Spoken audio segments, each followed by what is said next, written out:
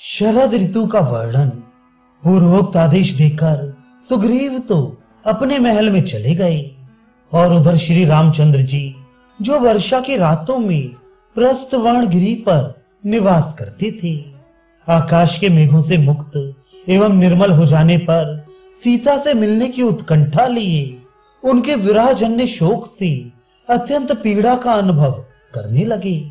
उन्होंने देखा आकाश श्वेत वर्ण का हो रहा है, चंद्रमंडल स्वच्छ दिखाई देता है तथा शरद ऋतु रजनी के अंगों पर चांदनी का अंगराग लगा हुआ है। ये सब देखकर वे सीता से मिलने के लिए व्याकुल हो उठे। उन्होंने सोचा सुग्रीव काम में आसक्त हो रहा है, जनक कुमारी सीता का अब तक कुछ पता नहीं लगा है और रावण पर चढ़ाई करने का समय भी बीता जा रहा है। ये सब देखकर अत्यंत आतुर हुए श्री राम का हृदय व्याकुल हो उठा। 2 घड़ी के बाद जब उनका मन कुछ स्वस्थ हुआ तब वे बुद्धिमान नरेश श्री रघुनाथ जी अपने मन में बसी हुई विदेह नंदिनी सीता का चिंतन करने लगे। उन्होंने देखा आकाश निर्मल है, ना कहीं बिजली की गड़गड़ाहट है, न मेघों की घटा। वहां सब ओर सारसों की बोली सुनाई देती है। ये सब देखकर वे आर्तवाणी में विलाप करने लगे। सुनहरे रंग की धातुओं से विभूषित पर्वत शिखर पर बैठे हुए श्री रामचंद्र जी शरद काल के स्वच्छ आकाश की ओर दृष्टिपात करके मन ही मन अपनी प्यारी पत्नी सीता का ध्यान करने लगे। वे बोले जिनकी बोली सारसों की आवाज के समान मीठी थी तथा जो मेरे आश्रम पर सारसों द्वारा परस्पर एक दूसरे को बुलाने के लिए किए गए मधुर शब्दों से मन बहलाती थी। वह मेरी भोली भाली स्त्री सीता आज किस तरह मनोरंजन करती होगी। स्वर्ण में वृक्षों के समान निर्मल और खिले हुए असन नामक वृक्षों को देखकर बार बार उन्हें निहारती हुई भोली भाली सीता जब मुझे अपने पास नहीं देखती होगी तब कैसे उसका मन लगता होगा।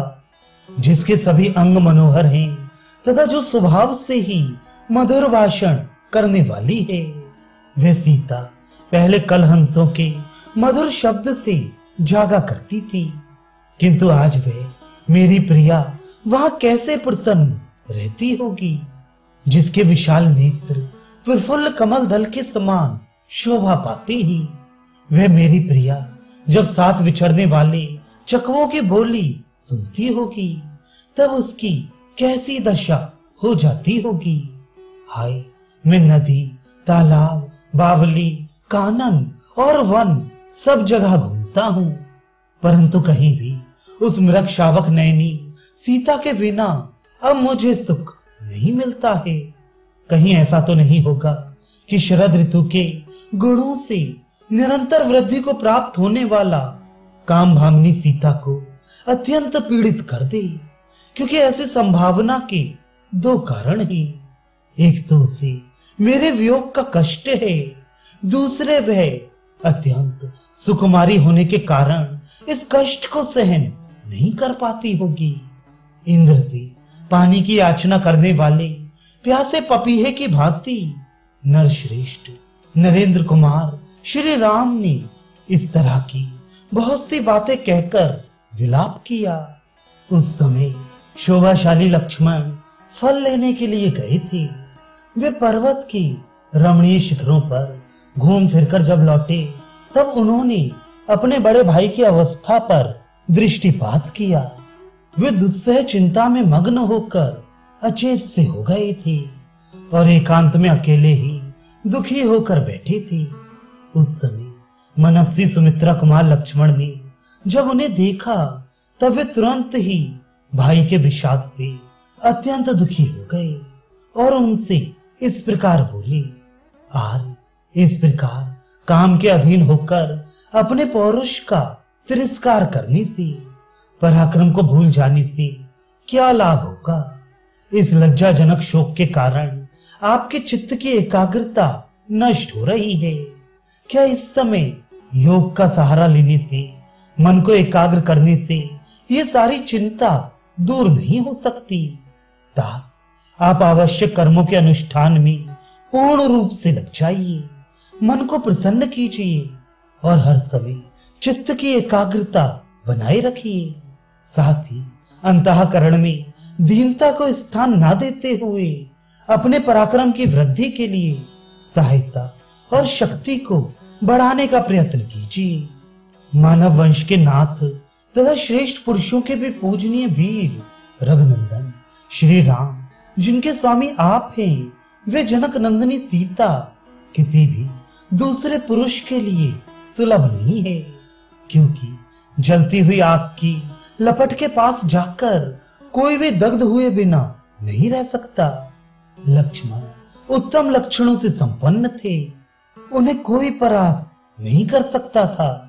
भगवान श्री राम ने उनसे यह स्वाभाविक बात कही, कुमार, तुमने जो बात कही है वे वर्तमान समय में हितकर, भविष्य में भी सुख पहुंचाने वाली, राजनीति के सर्वथा अनुकूल तथा साम के साथ साथ धर्म और अर्थ से भी संयुक्त है। निश्चय ही सीता के अनुसंधान कार्य पर ध्यान देना चाहिए तथा उसके लिए विशेष कार्य या उपाय का भी अनुसरण करना चाहिए, किंतु प्रयत्न छोड़कर पूर्ण रूप से बड़े हुए दुर्लभ एवं बलवान कर्म के फल पर ही दृष्टि रखना उचित नहीं है। तदनंतर प्रफुल्ल कमल दल के समान नेत्र वाली मिथिलेश कुमारी सीता का बार बार चिंतन करते हुए श्री रामचंद्र जी लक्ष्मण को संबोधित करके उदास मुंह से बोले, सुमित्रा नंदन, सहस्त्र नेत्रधारी इंद्र इस पृथ्वी को जल से तृप्त करके यहाँ के अनाजों को पकाकर अब कृतकृत्य हो गए हैं। राजकुमार, देखो, जो अत्यंत गंभीर स्वर से गर्जना किया करते और पर्वतों, नगरों तथा वृक्षों के ऊपर से होकर निकलते थे, वे मेघ अपना सारा जल बरसाकर शांत हो गए हैं। नील कमल दल के समान श्याम वर्ण वाले मेघ 10 दिशाओं को श्याम बनाकर मद रहित गजराजों के समान वेग शून्य हो गए हैं। उनका वेग शांत हो गया। सौम्य, जिनके भीतर जल विद्यमान था तथा जिनमें कुटज और अर्जुन के फूलों की सुगंध भरी हुई थी, वे अत्यंत वेगशाली, झंझावत, उमड़ घुमड़ कर संपूर्ण दिशाओं में विचरण करके अब शांत हो गए हैं। निष्पाप लक्ष्मण, बादलों, हाथियों, मोरों और झरनों के शब्द इस समय सहसा शांत हो गए हैं। महान मेघों द्वारा बरसाए हुए जल से धुल जाने के कारण ये विचित्र शिखरों वाले पर्वत अत्यंत निर्मल हो गए हैं। इन्हें देखकर ऐसा जान पड़ता है मानो चंद्रमा की किरणों द्वारा इनके ऊपर सफेदी कर दी गई हो। आज शरद ऋतु, चितवन की डालियों में सूर्य, चंद्रमा और तारों की प्रभा में तथा श्रेष्ठ गजराजों की लीलाओं में अपनी शोभा बांट कर आई है। इस समय शरद काल के गुणों से संपन्न हुई लक्ष्मी यद्यपि अनेक आश्रयों में विभक्त होकर विचित्र शोभा धारण करती है, तथापि सूर्य की प्रथम किरणों से विकसित हुई कमल वनों में वे सबसे अधिक सुशोभित होती है। चितवन के फूलों की सुगंध धारण करने वाला शरद काल स्वभावतः वायु का अनुसरण कर रहा है। भ्रमरों के समूह उसके गुणगान कर रहे हैं। वे मार्ग के जल को सोखता और मतवाले हाथियों को दर्प को बढ़ाता हुआ अधिक शोभा पा रहा है। जिनके पंख सुंदर और विशाल हैं, जिन्हें काम क्रीड़ा अधिक प्रिय है, जिनके ऊपर कमलों के पराग बिखरे हुए हैं, जो बड़ी बड़ी नदियों के तटों पर उतरे हैं और मानसरोवर से साथ ही आई हैं। उन चक्रवाकों के साथ हंस क्रीड़ा कर रहे हैं। मदमत्त गजराजों में, दर्प भरे वृषभों के समूहों में तथा स्वच्छ जल वाली सरिताओं में नाना रूपों में विभक्त हुई लक्ष्मी विशेष शोभा पा रही हैं। आकाश को बादलों से शून्य हुआ देख वनों में पंख रूपी आभूषणों का परित्याग करने वाले मोर अपनी प्रियतमाओं से विरक्त हो गए हैं। उनकी शोभा नष्ट हो गई है और वे आनंद शून्य हो ध्यान मग्न होकर बैठे हैं। वन के भीतर बहुत से असन नामक वृक्ष खड़े हैं, जिनकी डालियों के अग्रभाग फूलों के अधिक भार से झुक गए हैं। उन पर मनोहर सुगंध छा रही है। वे सभी वृक्ष स्वर्ण के समान गौर तथा नेत्र के आनंद को बढ़ाने वाले हैं। उनके द्वारा वन प्रांत प्रकाशित से हो रहे हैं, जो अपनी प्रियतमाओं के साथ विचरते हैं, जिन्हें कमल के पुष्प तथा वन अधिक प्रिय हैं, जो चितवन के फूलों को सूंघकर उन्मत्त हो उठे हैं, जिनमें अधिक मद है तथा जिन्हें मद जनित काम भोग की लालसा बनी हुई है। उन गजराजों की गति आज मंद हो गई है। इस समय आकाश का रंग शान पर चढ़े हुए शस्त्र की धार के समान स्वच्छ दिखाई देता है। नदियों के जल मंद गति से प्रवाहित हो रहे हैं। श्वेत कमल की सुगंध लेकर शीतल मंद वायु चल रही है। दिशाओं का अंधकार दूर हो गया है और अब उनमें पूर्ण प्रकाश छा रहा है। घाम लगने से धरती का कीचड़ सूख गया है। अब उस पर बहुत दिनों के बाद घनी धूल प्रकट हुई है। परस्पर वैर रखने वाले राजाओं के लिए युद्ध के निमित्त उद्योग करने का समय अब आ गया है। शरद ऋतु के गुणों ने जिनके रूप और शोभा को बढ़ा दिया है, जिनके सारे अंगों पर धूल छा रही है, जिनके मद की अधिक वृद्धि हुई है तथा जो युद्ध के लिए लुभाए हुए हैं, वे सांड इस समय गौओं के बीच में खड़े होकर अत्यंत हर्षपूर्वक हकड़ रहे हैं, जिसमें काम भाव का उदय हुआ है। इसीलिए जो अत्यंत तीव्र अनुराग से युक्त है और अच्छे कुल में उत्पन्न हुई है, वह मंद गति से चलने वाली हथनी वनों में जाते हुए अपने मदमत्त स्वामी को घेर कर उसका अनुगमन करती है।